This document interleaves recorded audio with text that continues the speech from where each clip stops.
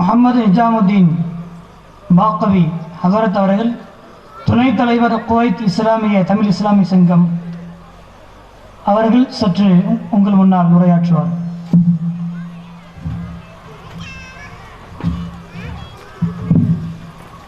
السلام عليكم ورحمة الله وبركاته.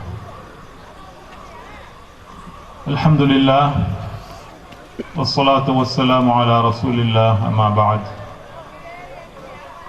فقد قال الله تعالى في القرآن العظيم: أعوذ بالله من الشيطان الرجيم. يا بني آدم خذوا زينتكم. صدق الله العظيم. وقال النبي صلى الله عليه وسلم: لا أحل المسجد لحائض ولا جنوب، أو كما قال عليه الصلاة والسلام.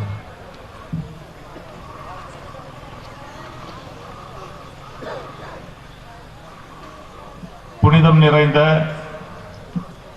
வெள்ளிக்கிழமை இரவிலே ஒரு அற்புதமான தருணத்தில் மஸ்ஜிது தக்வா என்ற பெயருடைய ஒரு பள்ளிவாசல் திறப்பு விழாவில்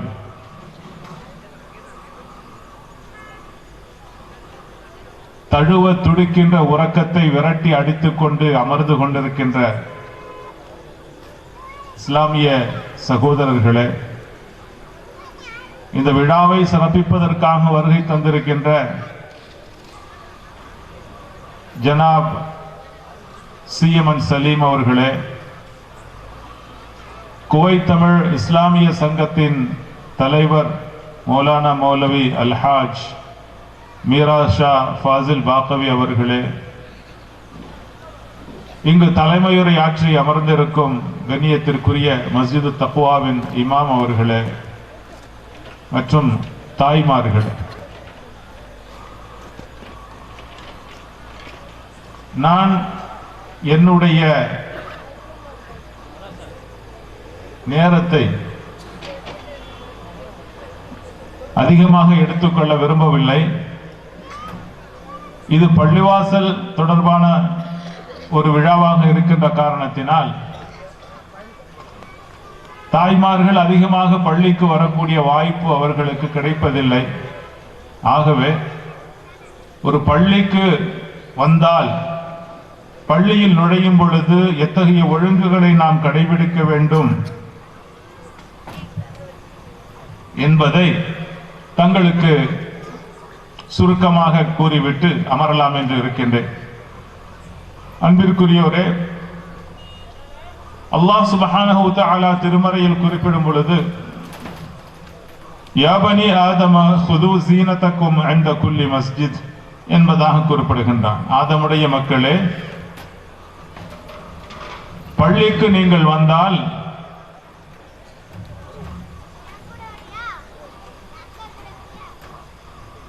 அலங்கரித்துக் கொண்டு நல்ல ஆடைகளை அணிந்து கொண்டு வாருங்கள் என்பதாக அல்லாஹ் குறிப்பிடுகின்றார். அலங்காரம் என்று சொன்னால் இன்றைக்கு நாம் நினைத்துக் கொண்டிருக்கக்கூடிய ஃபேஷன் அலங்காரம் அல்ல. அல்லாஹ்வும் ரசூலும் எதனை அலங்காரம் என்று குறிப்பிட்டு இருக்கின்றார்களோ அத்தகைய அலங்காரத்தில் நம்முடைய ஆடைகளில் நல்ல ஆடைகளை அணிந்து கொண்டு, சுத்தமான தூய்மையான ஆடைகளை அணிந்து கொண்டு பள்ளிக்கு வர வேண்டும் என்பதாக அல்லாஹ் திருமறையிலே குறிப்பிடுகின்றான். அடுத்தபடியாக கண்மணி நாயகம் ஸல்லல்லாஹு அலைஹி வஸல்லம் அவர்கள் பள்ளிக்குள் நுழையும் பொழுது, முதலாக நுழையும் பொழுது வலது காலை எடுத்து வைத்து அல்லாஹும்ம அஃப்தஹ் லீ அபுவாப ரஹ்மத்திக் என்ற இந்த துஆவை ஓதியவர்களாக பள்ளிக்கு உள்ளே செல்ல வேண்டும். பள்ளிக்கு உள்ளே சென்று அமர்ந்து விடாமல் 2 ரக்காத் தஹிய்யத்துல் மஸ்ஜித், பள்ளியினுடைய காணிக்கை தொழுகை 2 ரக்காத்துகள் தொழுகிறேன் என்பதாக நியத்து வைத்து 2 ரக்காத்துகள் தொழ வேண்டும். இந்த தொழுகையை தஹிய்யத்துல் மஸ்ஜிதை தொழாமல் யாரும் அமர்ந்து விட வேண்டாம் என்பதாக கண்மணி நாயகம் ஸல்லல்லாஹு அலைஹி வஸல்லம் அவர்கள் நமக்கு சொல்லித் தருகின்றார். இப்படி தஹிய்யத்துல் மஸ்ஜிதை தொழுத பிறகு பள்ளிக்கு உள்ளே அமர்ந்து கொண்டு வீணான பேச்சுக்கள் எதுவும் பேசிக் கொண்டிருக்காமல், எந்த அளவுக்கு என்று சொன்னால் குர்ஆனை கூட அதிகபட்ச சப்தமாக ஓதக்கூடாது என்பதாக கண்மணி நாயகம் ஸல்லல்லாஹு அலைஹி வஸல்லம் சொன்னார்கள். ஆகவே நாம் இந்த பள்ளிக்கு உள்ளே இருக்கும் பொழுது வீணான பேச்சுக்கள் பேசாமல் திக்ர்களிலும் துஆக்களிலும் அதிக நேரத்தை நாம் செலவிட வேண்டும். அடுத்து பள்ளியிலிருந்து வெளியில் வரும் பொழுது இடது காலை வெளியில் வைத்து அல்லாஹும்ம இன்னி அஸ்அலுக மின் ஃபضلிக வ ரஹ்மதிக் என்ற இந்த துஆவை ஓதியவர்களாக நாம் பள்ளியிலிருந்து வெளியே வர வேண்டும். இது நாம் பள்ளியில் கடைபிடிக்க வேண்டிய ஒழுக்கமாக இருக்கின்றது. இன்னும் சில விஷயங்கள் சொல்லப்பட்டிருக்கின்றன. அவற்றில் முக்கியமாக பள்ளிக்கு உள்ளே செல்பவர்கள் பெருந்தொடக்கு என்று சொல்லப்படக்கூடிய ஹைத், நிஃபாஸ் அல்லது ஜனாபத் இவற்றை விட்டும் சுத்தமானவர்களாக இருக்க வேண்டும். இந்த நிலையில் இருக்கக்கூடியவர்கள் யாரும் பள்ளிக்கு உள்ளே செல்வதற்கு அனுமதி இல்லை. கண்மணி நாயகம் ஸல்லல்லாஹு அலைஹி வஸல்லம் சொன்னார்கள், லா உஹில்லல் மஸ்ஜித லிஹாயிதின் வலா ஜுனுபின். பள்ளிக்கு உள்ளே செல்வதற்கு பெருந்தொடக்கு உடையவர்களுக்கும் ஜுனிபாளிகளுக்கும் அனுமதி கிடையாது என்பதாக கண்மணி நாயகம் ஸல்லல்லாஹு அலைஹி வஸல்லம் அவர்கள் நமக்கு சொல்லித் தந்திருக்கின்றார்கள். ஆக அருமையானவர்களே, இந்த ஒழுக்கங்களை எல்லாம் நாம் கடைபிடித்து பள்ளிக்கு உள்ளே சென்று நம்முடைய தேவைகளை அல்லாஹ்விடத்தில் நாம் கேட்டோம் என்று சொன்னால் அல்லாஹ் நம்முடைய அந்த தேவைகளை நிறைவேற்றி தரக்கூடியவனாக இருக்கின்றான். இன்ஷா அல்லாஹ் இந்த முறையிலே நாம் பள்ளியில் சென்று தொழுவதற்கு அல்லாஹ் நமக்கு தௌஃபீக் செய்வானாக. வாய்ப்பளித்தமைக்கு நன்றி கூறி விடைபெறுகிறேன். வாஹிர் தாவானா அனில் ஹம்துலில்லாஹி ரப்பில் ஆலமீன். அஸ்ஸலாமு அலைக்கும் வரஹ்மத்துல்லாஹி வபரகாத்துஹு. பெண்கள் பள்ளியில் சென்று தொழுவதற்கு ஆர்வப்பட்டு கொண்டிருக்கிற பெண்கள் எவ்வாறு உள்ளே நுழைய வேண்டும், அதில் கையாள வேண்டிய நுட்பமான விஷயங்கள் என்ன என்பதை பற்றி ஹதரத் அவர்களாக எடுத்துரைத்தார்கள். மேலும் பள்ளிவாசலில் தொழுது கொண்டிருக்கிற பெண்கள் தயவு செய்து விழா மேடைக்கு வந்துவிடுமாறு கேட்டுக்கொள்கிறோம். ஏனெனில் உங்களுக்காகத்தான் மிக தொலைவில் இருந்து பேச்சாளர் வந்திருக்கிறார்கள். ஆனால் அதையும் நீங்கள் பொருட்படுத்தாமல் நான் தொழுதான் வந்திருக்கிறேன் என்பதாக காட்டுவதை போல இருக்கிறது. அல்ஹம்துலில்லாஹ், உடனடியாக உள்ளே தொழுது கொண்டிருக்கிற பெண்கள் உங்களுக்காக தனியாக நேரம் கொடுக்கப்படுகிறது. அந்த அடைப்பை நீங்கள் தொழுது கொள்ளலாம். ஆகையால் உள்ளே தொழுது கொண்டிருக்கிற தொழுகைக்காக வெளியே நேரம் காத்திருக்கக்கூடிய அனைத்து இஸ்லாமிய பெண்களும் உடனடியாக மேடையுடைய இருக்கைக்கு வருமாறு அன்போடு அழைக்கப்படுகிறார்கள். அதன் அடிப்படையில் அண்ணன் சிறப்புரையாற்ற இருக்கின்ற ஜனாப் சிஎம்என் சலீம் ஆசிரியர், சமூக நீதி முரசு, சென்னை கிதாபுடி ஆசிரியர் அவர்கள் சிறப்புரையாற்றிருக்கிறார்கள். அவருடைய பத்திரிகை அவருடைய புக் ஸ்டால் வெளியே பந்தலுக்கு வெளியே போடப்பட்டிருக்கிறது. தேவையுள்ளவர்கள் அவசியம் வாங்கி படிக்குமாறு கேட்டுக்கொள்கிறோம். அதன் அடிப்படையில் அண்ணன் அவர்களுக்கு டெல்லி பாஷா என்கிற அப்துல் காதர் அவர்கள் பொன்னாடை போற்றுவார்கள். மேலும் அத்தக்வா ஜும்மா பள்ளிவாசலுடைய ஜமாத்தின் சார்பாகவும் அண்ணன் அவர்களுக்கு பொன்னாடை அளிக்கப்படுகிறது. நாரே தக்பீர், அல்லாஹ் நாரே தக்பீர். அடுத்ததாக அத்தக்வா ஜும்மா பள்ளிவாசல் ஜமாத்தின் சார்பாக ஹதரத் மீரா ஹதரத் அவர்கள் இப்பொழுது அண்ணன் அவர்களுக்கு பொன்னாடை அணிவிப்பார்கள். நரே தக்பீர், நரே தக்பீர், நரே தக்பீர்.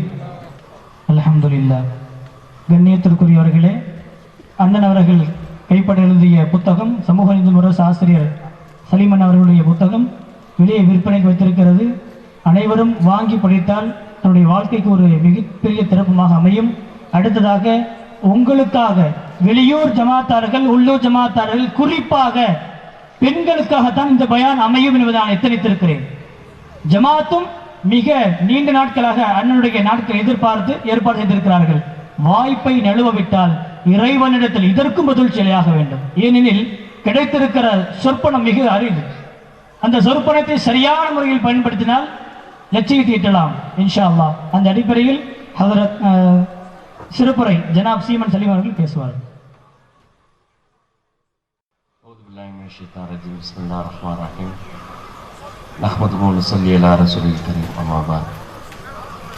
அளவற்ற அருளாளனும் நிகரற்ற அன்புடையவனுமாகிய எல்லாம் வல்ல ஏகன் அல்லாஹ் ரப்புல் ஆலமீனை போற்றி புகழ்ந்தவனாக,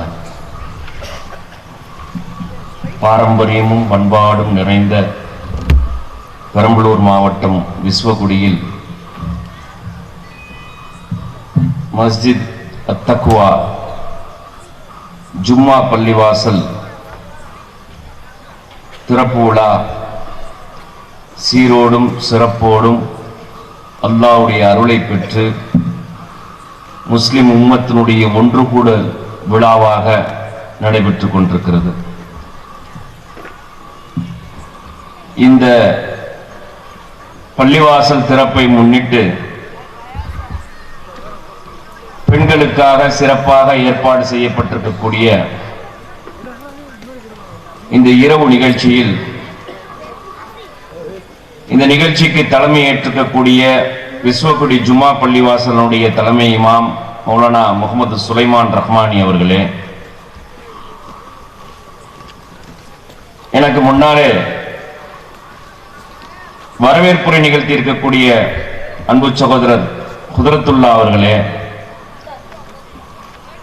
இன்னும் பள்ளியினுடைய ஒழுங்கு குறித்து, பேண வேண்டிய ஒழுக்கம் குறித்து குறுகிய நேரத்தில் சிறப்பாக சில சட்டங்களை நம் முன் வைத்திருக்கக்கூடிய குவைத் தமிழ் இஸ்லாமிய சங்கத்தினுடைய துணைத் தலைவர் மௌலானா மௌலவி ஹாரி நிஜாமுதீன் பாக்கவி ஹசரத் அவர்களே, இன்னும் குவைத் இஸ்லாமிய சங்கத்தினுடைய தலைவர் மௌலானா மௌலவி அல்ஹாஜ் மீராஷா பாக்கவி ஹசரத் அவர்களே, வருகை தந்திருக்கக்கூடிய சமுதாய புரவலர் அன்பு சகோதரர் டெல்லி பாஷா பாய் அவர்களே, இந்த நிகழ்ச்சியை சிறப்பாக தொகுத்து வழங்கிக் கொண்டிருக்கக்கூடிய இளம் ஆலிம் அவர்களே, திரளாக வருகை தந்திருக்கக்கூடிய சங்கைக்குரிய உலமா பெருமக்களே, ஜமாத்தார்களே, தாய்மார்களே, பெரம்பலூர் மாவட்டம் மாத்திரமல்லாமல் அடுத்தடுத்த மாவட்டங்களில் இருந்தும் அல்லாஹ்வுடைய அருளை பெறுவதற்காக சமுதாயத்திற்காக அர்ப்பணம் செய்யக்கூடிய, அல்லாஹ்விற்கு நேசமான அவனுடைய இறை இல்லத்தை அர்ப்பணம் செய்யக்கூடிய இந்த நிகழ்விற்கு வருகை தந்திருக்கக்கூடிய ஜமாத்தார்களே, தாய்மார்களே, நாம் அனைவரின் மீதும் நம்மையெல்லாம் படைத்து பரிபாலித்து இந்த நிமிடம் வரையிலும் அணுவணுவாக கண்காணித்துக் கொண்டிருக்கக்கூடிய எல்லாம் வல்ல அல்லாஹ் ரப்புல் ஆலமீனுடைய அன்பும் அருளும் சாந்தியும் சமாதானமும் என்றென்றும் நிலவட்டுமாக. அஸ்ஸலாமு அலைக்கும் வரஹ்மத்துல்லாஹி வபரகாத்துஹு. சங்கைமிக்க பெரியோர்களே, தாய்மார்களே, உலமா பெருமக்களே, புரவலர்களே, நேரம் ஏறக்குறைய 11 மணியை தாண்டி இருக்கிறது. அல்லாஹ்வுடைய அருளை பெறுவதற்காக அந்த அருள்மழை பொழியக்கூடிய ஒரு அவையிலே நாம் அனைவரும் கூடியிருக்கின்றோம். அவன் அருளை கிடைக்க வேண்டும் என்ற சிந்தனை முழுமையாக அந்த சிந்தனைக்கு ஆட்பட்டு விட்டால் அதன் பிறகு நேரமும் கவலை இல்லை, காலமும் கவலை இல்லை, எதை வேண்டுமானாலும் இழக்கலாம்,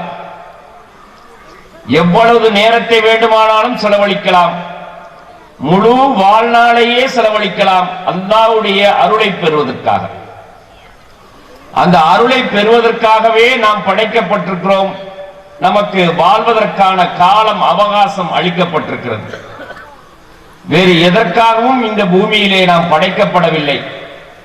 வேறு எந்த வேலையும் இல்லை.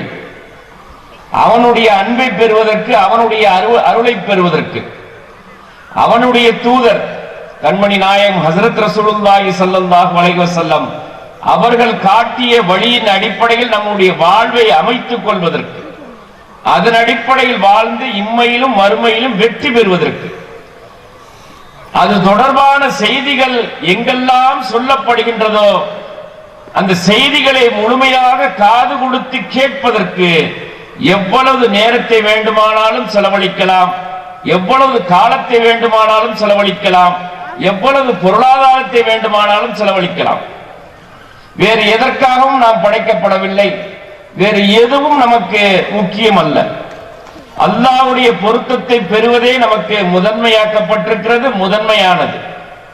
அந்த வகையில் சிறப்பாக கட்டி அமைக்கப்பட்டிருக்கக்கூடிய இந்த இறை இல்லம் பள்ளிவாசல், நான் வருகின்ற போது பார்த்த அந்த பள்ளிவாசலுடைய தோற்றம் மிக தொலைவில் இருந்து பார்க்கின்ற போதே, இது பெரம்பலூர் மாவட்டத்தில் விஸ்வகுடியில இருக்க ஒரு பள்ளிவாசலா, இல்ல பாக்தாதுல, மக்கால, மதீனால இருக்கக்கூடிய அரபு நாடுகளிலே இருக்கக்கூடிய பள்ளிவாசலா, பார்த்து வியக்கக்கூடிய அளவிற்கு இந்த ஊர் மக்களுடைய நல்ல எண்ணங்களுக்கு ஏற்ப அல்லாஹ் ரப்பல் ஆலமீன் அதனுடைய வடிவமைப்பை அழகாக ஆக்கி காட்டியிருக்கிறான்.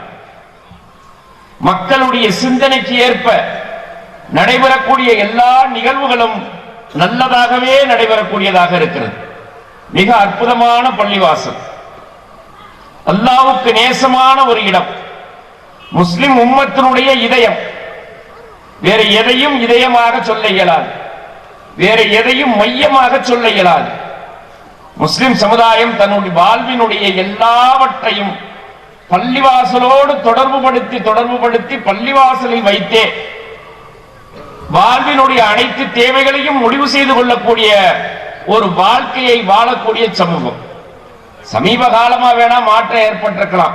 ஒரு 15-20 வருஷமா நமக்கு தேவையான விஷயத்தை பள்ளிவாசலிலிருந்து எல்லாவற்றையுமே பெற்றுக்கொள்ளக்கூடியது, பள்ளிவாசலிலிருந்து நமக்கு தேவையான வாழ்க்கைக்கான வழிகாட்டுதலை, வழிமுறைகளை, நமக்கு இடையே ஏற்படக்கூடிய சிறு சிறு பிரச்சனைகளை எல்லாவற்றையும் அவனுடைய இறை இல்லத்தில் இருந்தே தீர்த்து கொண்ட ஒரு பாரம்பரியத்திலிருந்து ஒரு 15-20 ஆண்டு காலமாக சில இடங்களிலே மாற்றம் ஏற்பட்டிருக்கிறது.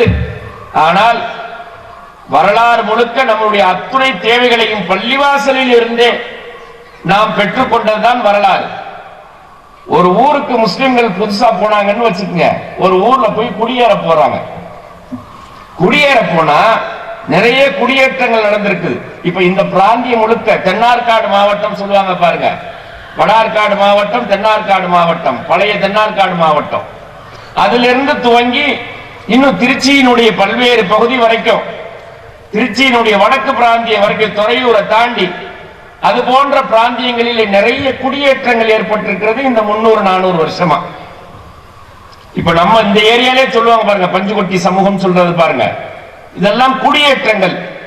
இஸ்லாத்தை தழுவிய மக்களாகவும் இருக்கிறார்கள். நிறைய ஊர்கள் அந்த மாதிரி இருக்குது, கலந்து இருக்கும். அப்படியே இப்படி குடியேறக்கூடிய இடங்களில் வாழ்க்கையை எப்படி அமைத்துக் கொள்வார் முஸ்லிம் சமுதாயம்? வீடு வாசலை கட்டி கடத்தருவை எப்படி அமைச்சுக்குவாங்க அப்படின்னு பாத்தீங்கன்னா, அவங்க இஷ்டத்துக்கு அவங்க ஊர்ல பாக்குற மாதிரி, இல்ல அடுத்தடுத்த ஊர்ல செய்யற மாதிரி, அடுத்தடுத்த சமூகத்துல செய்யற மாதிரி செய்ய மாட்டாங்க.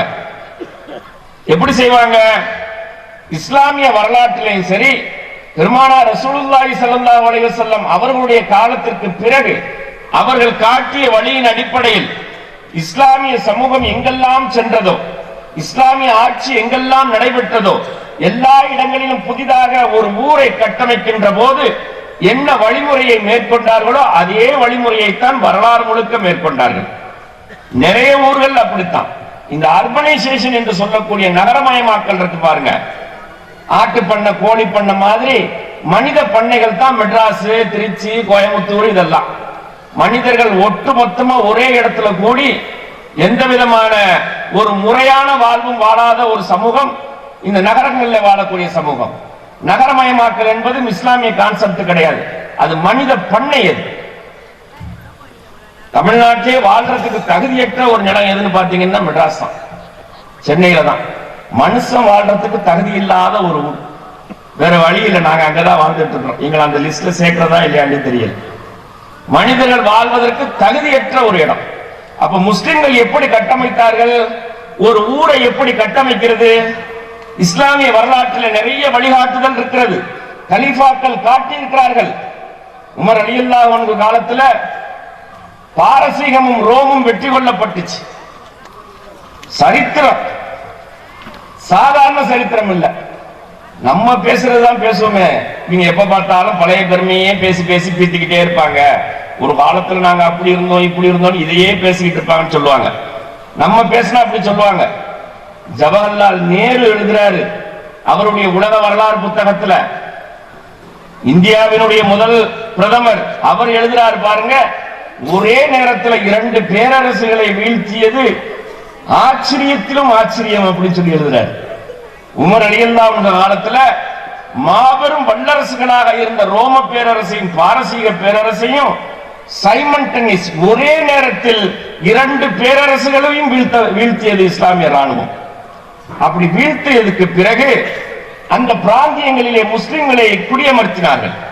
எப்படி குடியமர்த்தினார்கள் பாத்தீங்கன்னா, ஒரு ஊருக்கு போனோம் அப்படின்னு சொன்னா முஸ்லிம்களுடைய குடியேற்றம் அங்க தேவைப்படுது, முஸ்லிம் ஊர் ஆக்கணும் அப்படின்னா முதல்ல பள்ளிவாசலை கட்டணும். ஊருக்கு நடுவுல பள்ளிவாசலை கட்டி அந்த பள்ளிவாசலை சுத்தி சுத்தி வீடை கட்டணும். அந்த வீட்டுக்கு அடுத்த ரவுண்ட் வெளியில தான் கடைகளை கட்டணும். இதுதான் ஒரு முஸ்லிம் ஊர் அமைய வேண்டிய வழிமுறை. முஸ்லிம்கள் மாத்திரமல்ல, மனிதர்கள் வாழ்வதற்கு தகுதியான ஒரு இடம் அது, ஊர் அது. இன்னைக்கு எப்படி மாறி போயிருக்கு தெரியுமா அர்பனைசேஷன்ங்கிறது? முதல்ல எல்லா இடத்துலையும் கடைகளை திறந்துட வேண்டியது, பெரிய பெரிய சூப்பர் மார்க்கெட்டையும் கடைகளையும். அந்த கடைக்கு இடையில சந்தில பொந்துல வீட்டை கட்ட வேண்டியது, கடையில வேலை செய்யறது.